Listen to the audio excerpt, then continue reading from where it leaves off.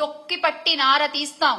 ఆడపిల్లల జోలికొస్తే తొక్కి పట్టి నార తీస్తాం, నడు వంచి దెబ్బలు కొడతాం అని చెప్పినటువంటి పవన్ కళ్యాణ్ గారు ఏది తొక్కలేదు నారాలేదు, తొక్కలేదు నారాలేదు.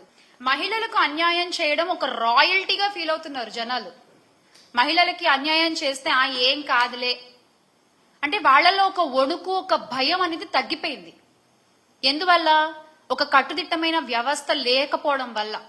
గత 5 సంవత్సరాలు ఇలా లేదే. ఆడపిల్లల జోలికి రావాలంటే వణుకు పుట్టేది ఒళ్ళంతా. ఎందుకంటే వేగంగా శిక్ష పడుతుంది, వేగంగా పోలీసులు అక్కడికి చేరుకుంటారు, నేరస్తుడు తప్పించుకునే టైం కూడా ఉండేది కాదు. అంత ధైర్యంగా బతికిన మహిళలు ఈ రోజున కూటమి ప్రభుత్వంలో గుండెలు అరచెత్త పట్టుకుని బతుకుతున్నారు. అయినా ఇలా తప్పులు చేసే వాళ్ళందరికీ కూడా కూటమి ప్రభుత్వం మద్దతు పలుకుతూ ఉందంటే నాకు ఆశ్చర్యం వేస్తుంది ఒక్కసారి.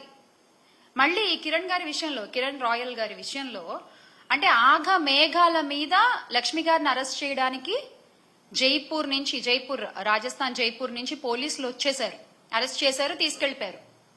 మరీ గమ్మత్తుగా ఈ విషయాన్నైనా 3 రోజులు ముందే చెప్పారు.